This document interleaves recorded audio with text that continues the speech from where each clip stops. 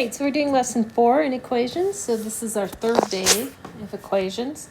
You'll hopefully be seeing that there's a lot of similar steps that we're using. What I'm just trying to do is give you a lot of different varieties of equations, because there's not always one way to solve.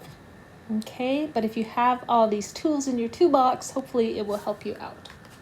So today we're talking about, first of all, type 7 equations, and these equations contain rational expressions on both sides of the equal sign.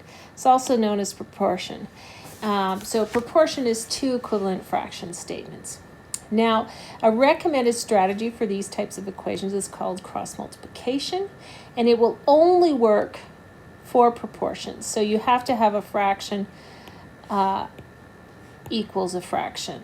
If you don't have a fraction equals a fraction, or if you have a fraction equals a fraction plus something else, it won't work. So the only things you're dealing with are fraction equals a fraction.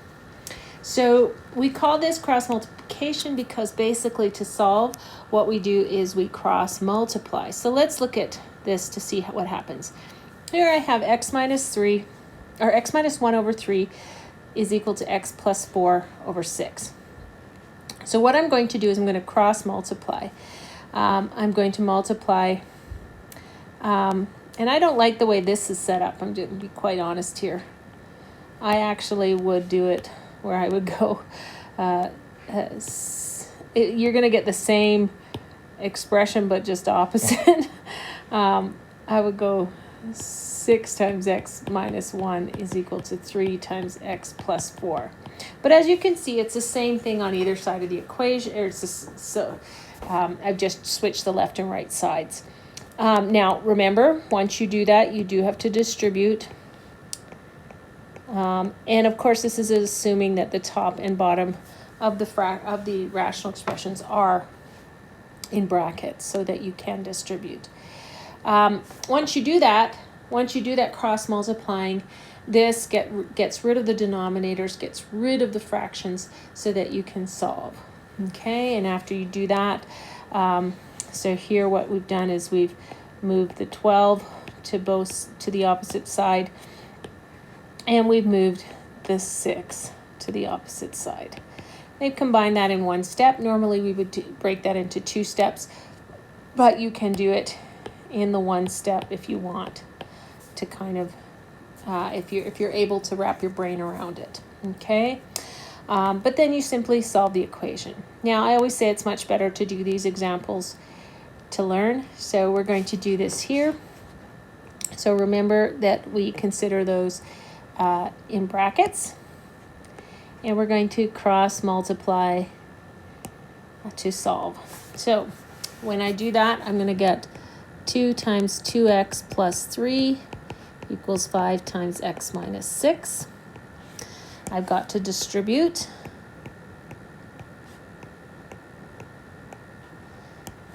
To unwrap those brackets. So I get 4x plus 6 equals 5x minus 30. Now let's move that 6 over. So we're going to minus 6 from both sides. So I'll get 4x is equal to 5x minus 36. And then let's move this 5x to the other side. And when I do that, I get negative x equals negative 36. Divide both sides by negative 1, and I will get x is equal to 36 as my answer. You can check this by substituting it into both sides. Left side equals right side, and seeing if 36 works, and it should. Test it if you need to. Okay, so let's try this one here. Do we have a fraction equals a fraction? We do, and there's no external, so we're going to cross multiply. Remember, this is in the brackets. So we're going to get, here we'll get 4 times 2. That's easy. We'll get 8 times k minus 9. We need to distribute 8 to everything in the brackets. 4 times 2 is 8. Here we're going to get 8k minus, well, 8 times 9 is 72. Okay, now I want to move that minus 72 to the other side. So the opposite of subtracting 72 is adding 72. So 8 plus 72 is 80, which is equal to 8k. Divide both sides by 8, cancels out on this side, and I'll get k is equal to 10. Okay, and again, it doesn't matter which way you set up that equation, they are still the same. So if it's easier for you to think about it the other way, that's fine. Okay, but they're still correct. Let's try this one. Oh, now don't be worried that you have a double expression on both the top and the bottom. The same rules apply. We're going to cross multiply here. So we're going to get 4 times n minus 6 is equal to 9 times n plus 10. Okay, we want to distribute. Okay, so to unwrap those brackets, to open them up, we've got to distribute. So we're going to get 4n minus 24 is equal to 9n plus 90. Now I want to move some things around. I am going to move the 90. It's added on this side, so I'm going to subtract it. So this becomes 0. I'll get 4n minus 24 and 90. It'll be minus 114. And now I'm going to move the 4n. So I'm going to subtract the 4n from both sides. And I will get minus 114 is equal to 5n. Divide both sides by 5. And 5 goes into 114 22 times. And there are 4 left over. And remember, on this side, the 5's just divide out. Okay? You might, depending, if you left it in a decimal, you would get 22.8 equals n. And unless specified, I'm okay either way. These are equal. Okay? All right. Now this is your turn. Try a couple. So you might want to pause the video and then come back when you solve them. Okay, so here we are. So remember there are brackets there. We're going to cross multiply. So we're going to get 7 times x plus 9 is equal to 6 times x plus 8. We're going to distribute to both things in the brackets. So we will get 7x plus 7 times 9 is 63. And then here we'll get 6x plus 6 times 8 is 48. Okay. Now let's move the 63 over. So we're going to subtract 63 from both sides. And on this side, that means it goes to 0. So we'll have 7x equals 6x. 48 minus 63 is negative 15. Now we're going to move the 6 over. And again, if you know how to do all of this in one step, you can, as long as you don't make a mistake. So we're going to subtract 6x from both sides. It'll be equal to 0 on this side. 7x minus 6x is x. So x equals minus 15. Hopefully we all got that. Now let's look at this one. Oh my, there's no fraction there. However, we can simply write this as 5 over 1. And then we can use our cross multiplying. Woohoo! So on the one side, we're going to get 4 times 1 is equal to 5 times x. So 4 is equal to 5x. Divide both sides by 5. So x is equal to 4 over 5. And again, sometimes you're allowed to have decimals. So you could say x is equal to 0.8. It'd still be the same. Okay? So those are examples of cross multiplying, and that happens when we have a fraction equals a fraction.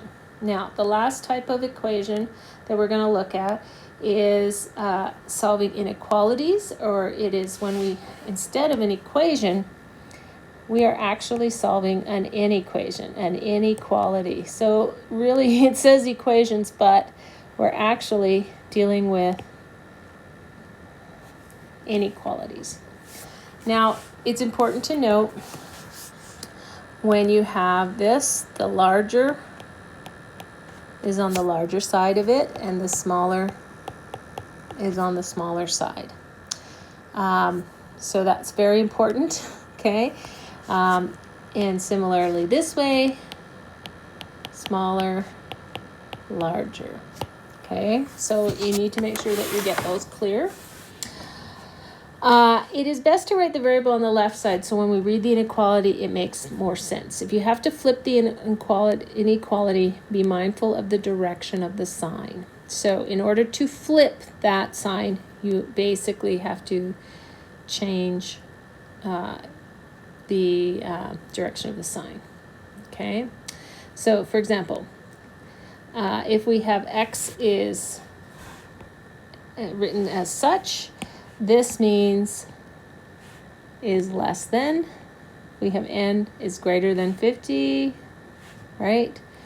This is c is less than or equal to 4, and this is w is greater than or equal to 5. So it is not as simple as with equation with an equal sign, where it doesn't really matter that the direction is important.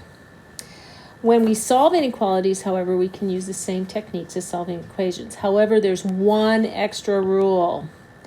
It's when you multiply or divide each side of the inequality by a negative number, you have to flip the inequality sign. Now, this only happens when you multiply and divide. It does not happen when you add and subtract, just when you multiply and divide. So, here we go. Let's do some solutions. So here I have negative 2x plus 7 is less than 19. So I'm going to follow my same rules. I'm going to minus 7.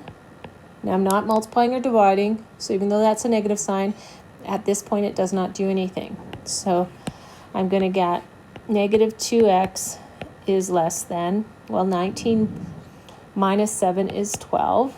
Now in the next step, I'm going to divide by a negative 2. Because I'm now dividing by a negative,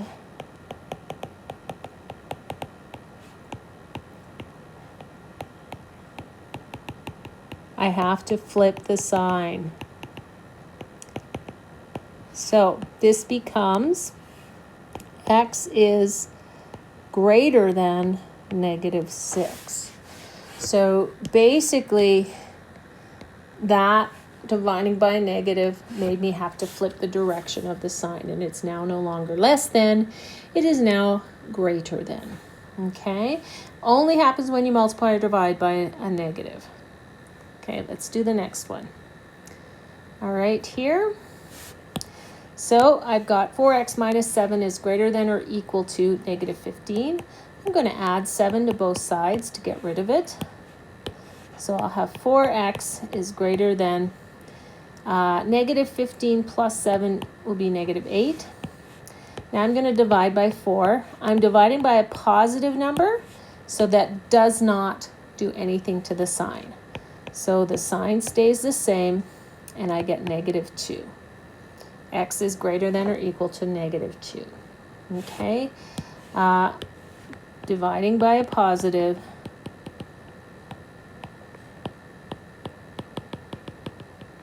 does not flip the sign. Okay? It's only when it's a negative. All right. So see how those are two different? Okay. Let's do another one. All righty. Now, here we can multiply both sides by negative 2 over 1. And we are multiplying by a negative, so we're going to flip the sign. So we're going to get, this will cancel out, right? So I'll be left with x. We flip the sign. 5 times negative 2 over 1 is going to be negative 10 over 1 or negative 10. So because we multiplied by a negative, we flipped, okay?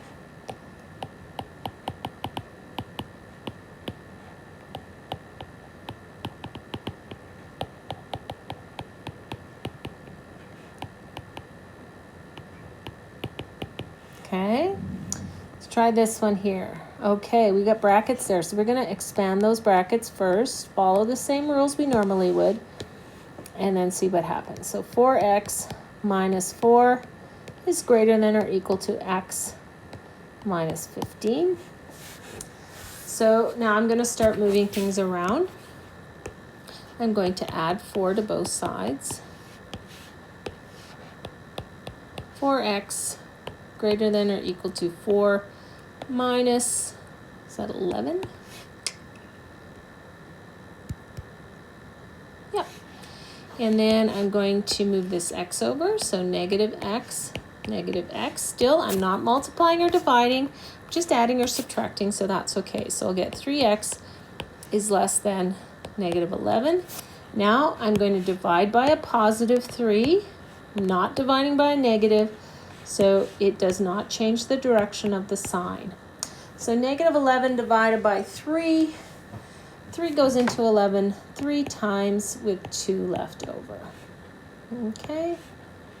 And it is x is less than or equal to negative 3 2/3. Okay. Now here's your turn to try a couple. Again, try them. Press pause. Then come back and see if you got them. Let's try this one. So, first thing I want to do is I want to move this 1 over. So negative 1. I have to do it to both sides. So I'm going to have negative 2x is less than negative 1. Now I'm dividing by a negative, so I'm going to flip the sign. So I will get x is, oops, I didn't flip the sign there. Oops. So I've got to flip my sign. And negative 1 divided by negative 2 is just going to be 1 over 2. The negative signs cancel out. Okay. Let's try this one. Ugh. Fraction. Let's change that to an improper fraction.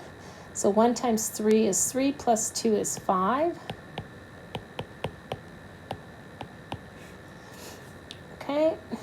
So I'm going to move this 3 over by adding it to both sides.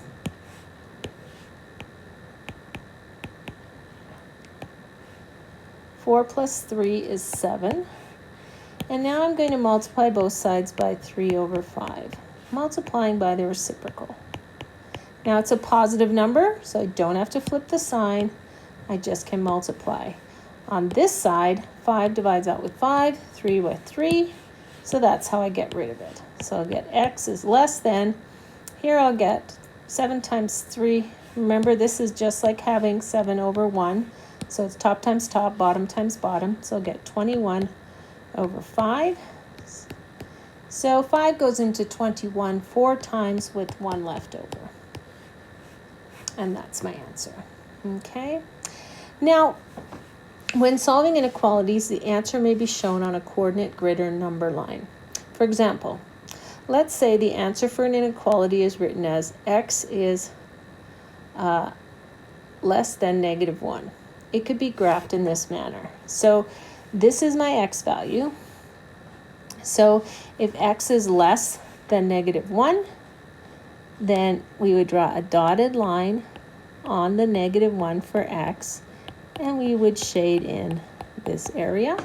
Okay, we draw a dotted line because there is no or equals. Okay, so it's a dotted line because it's just less than. Okay, so make sure that you have it as a dotted line. Okay, on a number line, we would have an open circle on the negative 1, and it's less than, so it's all these that are less than. Okay, so again, we're looking at this open circle because it's a less than, okay? Solve the inequality and graph. So we have to solve this first. Now this has an equal bar, so that will change a couple of things when we graph. So let's solve it first. So we're going to add 16 to both sides. So we'll get negative 12x is greater than or equal to, let's see, minus 40 plus 16 is minus 24. Now we're going to divide by negative 12. We're dividing by a negative, so we have to switch the signs, and we'll get positive 2. Okay. Now, because there is an equal sign, we do a solid line. Now, x is less than or equal to negative 2. We do a solid line, and it's less than, and we shade that in. On the number line, we draw a dot, and because it's equals as well, we shade it in. And then we draw our line going this direction. So because it's got the equal bar, it's a solid line and a solid dot. Okay? So hopefully what we can see is that on the number line we have an open circle. What am I writing? Circle, and we have a, oops,